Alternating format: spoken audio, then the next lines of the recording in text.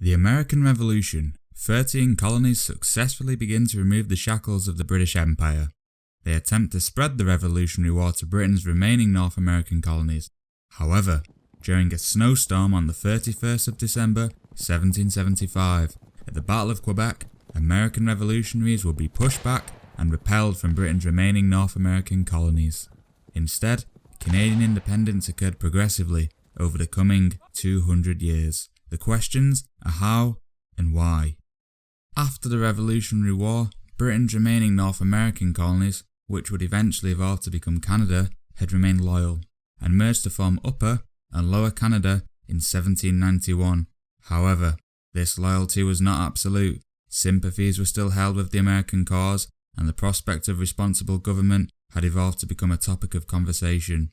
Then, in 1812, Britain enforced a naval blockade against the US, preventing American trade with France. The reason?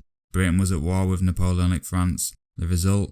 Declaration of war on the UK from the US, creatively named the War of 1812. The fighting would occur between the US and the then Canadian colonies, wherein British forces, under the command of Isaac Brock, would pacify American attempts of invasion.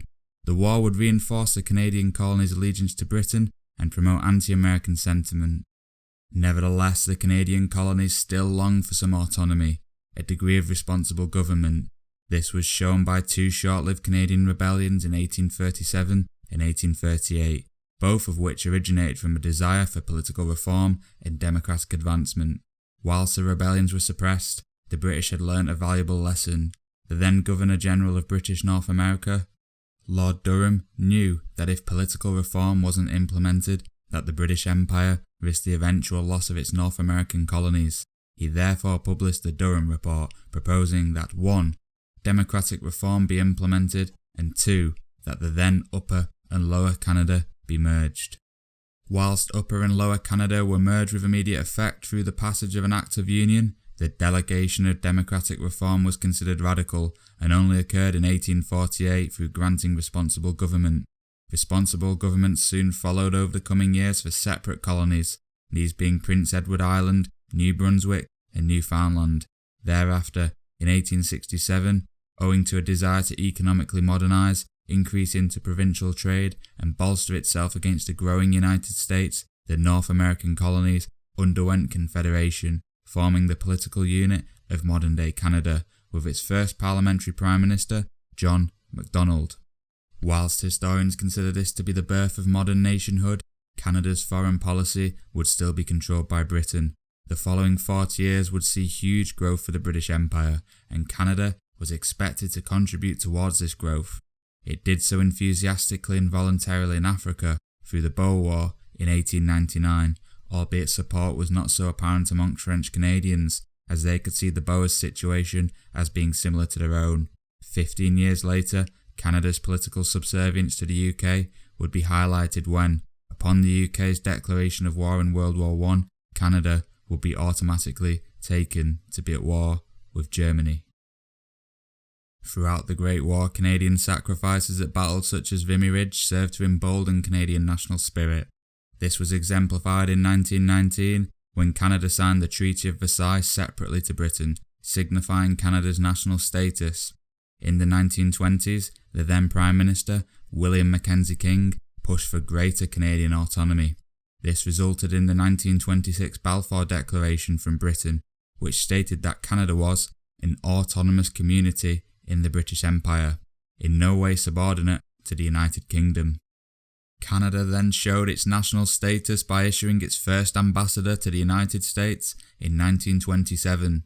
Near ultimate national sovereignty was then delegated to Canada when the UK passed the Statute of Westminster in 1931, giving Canada control over its foreign affairs.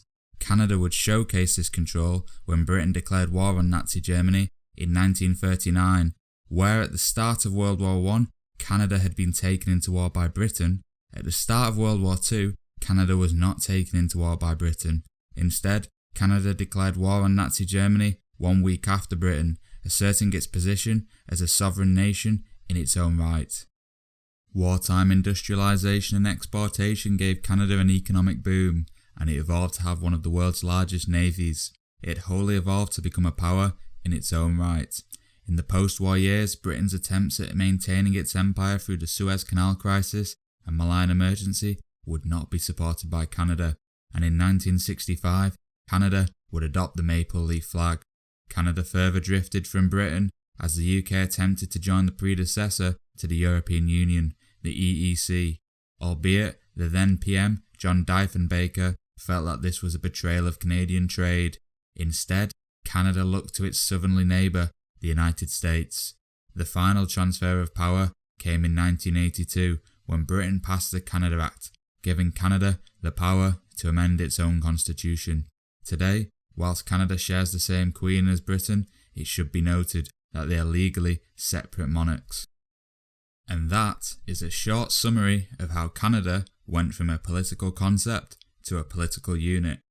As we can see, independence does not need to be an instantaneous event and can be a gradual affair. Canada is a stark reminder of this. If you enjoyed this video, please consider liking and subscribing to help this new channel grow, and please leave a comment with any suggestions.